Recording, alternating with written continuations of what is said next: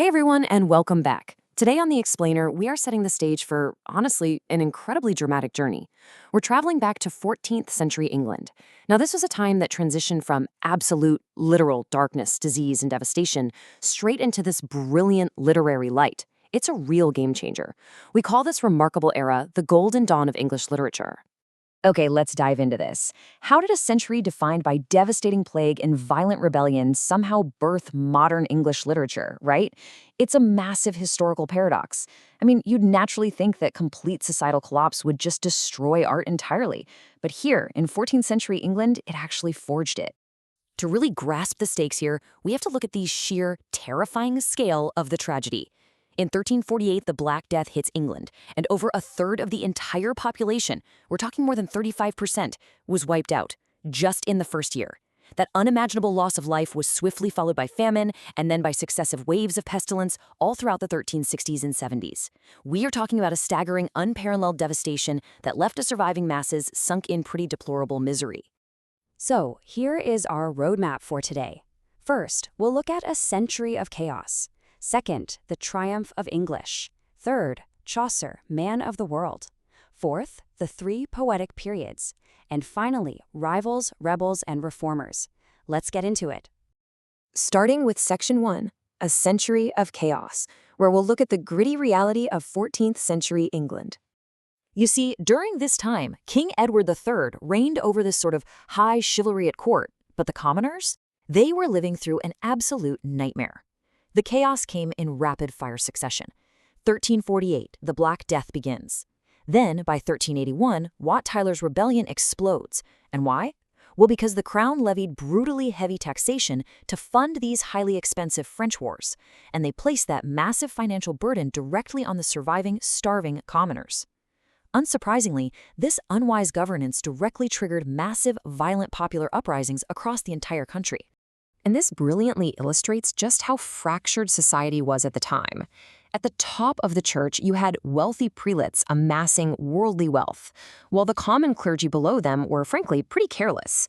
You had these mendicant friars who were widely known not for their piety, but for absolute greed and profligacy. Naturally, this intense religious corruption directly sparked reformers. John Wycliffe pushed back by sending out itinerant poor priests. He was attempting to revive a true, simple spiritual Christianity among the suffering common people.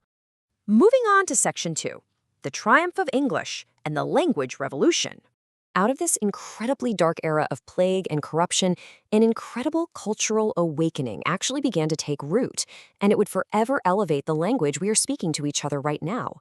A major catalyst here was humanism. Think of it as the new learning, inspired by Italian writers like Petrarch and Boccaccio. As this influx of fresh ideas started filtering into England, it kicked off a massive intellectual expansion. It brought a quickened sense of beauty and this free, secular spirit. Slowly but surely, this new learning began to break the absolute, rigid sway that medieval theology held over the English mind. So, the crucial point is, what happens to the law and the language as a result? Well, in 1362, a new statute legally mandated that all law court proceedings absolutely must be conducted in English. This effectively dethroned Norman French, which, if you remember, had ruled the upper classes and the legal systems ever since the Norman conquest. This legal mandate was the ultimate signal. The native tongue had finally triumphed in general English life. English was officially back. Which brings us to Section 3, Chaucer, man of the world, the protagonist of our story. Now, I want you to completely erase the image of a dusty, isolated poet just sitting quietly in a dark room. Geoffrey Chaucer was practically an action hero of his time. No, really, he didn't just write about knights, he actually fought in France in 1359. He was taken prisoner and actually had to be ransomed. Then he served on high-stakes diplomatic missions to Italy, which brought him face-to-face with early Renaissance culture. He sat in Parliament as a knight of the Shire of Kent. Later, after some political shifts, he fell into severe poverty, only to be dramatically rescued by a royal pension when King Henry IV took the throne. So you can see how Chaucer's unique literary genius was deeply, profoundly fed by these practical, wide-reaching experiences as a man of affairs. Let's look at Section 4, the three poetic periods. This covers Chaucer's literary evolution. Now, what's really interesting about this slide is exactly how we can map Chaucer's incredibly diverse life experiences to his writing over the decades. In his early French period, from around 1360 to 1372, he is heavily influenced by French courtly love poetry. He's translating works like the Romance of the Rose. Then, following his diplomatic travels, his Italian period kicks in. He's directly inspired by Dante and Boccaccio, producing brilliant epic poems like Troilus and Cresside. But the true magic? That happens in his final English period. From 1385 until his death in 1400, he moves completely away from foreign models. He finally captures the raw, real, totally unvarnished reality of English life in his ultimate masterpiece, the Canterbury Tales. And his choice of language for that masterpiece was deliberate and honestly, world-changing. As it's been said, Chaucer chose the East Midland English, raising it to the dignity of the national language. Remember, at this time, there were all these various distinct provincial dialects across the entire country.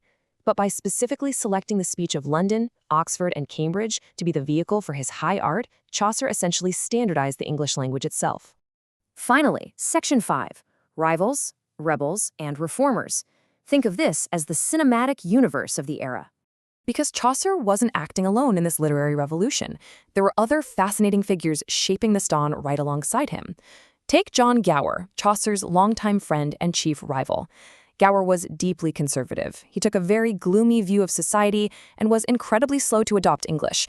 In fact, he actually wrote his 3 major works in 3 entirely different languages.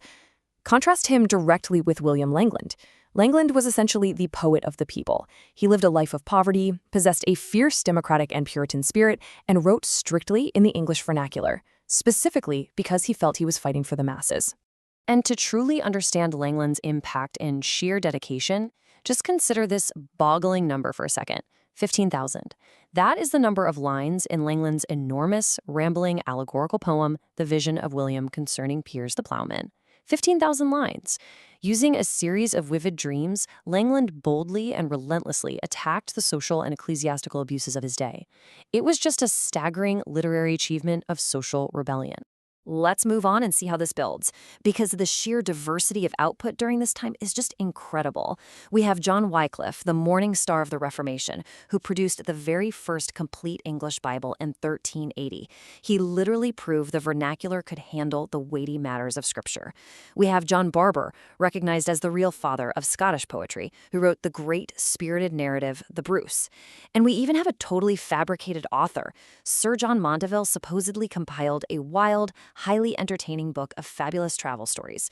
Modern historical scholarship shows the author never even existed, yet this fantastic compilation holds a super secure place as the very first English prose classic. Which leaves us with a pretty profound question to consider. If English literature found its golden dawn in an era of terrifying plague, heavy taxation, and violent rebellion, well, what future literary revolutions might our own chaotic times inspire? History shows us that human resilience doesn't just survive dark and trying times. It captures them, transforms them, and translates them into enduring, brilliant art. Thank you so much for joining me on this explainer, and I'll catch you next time.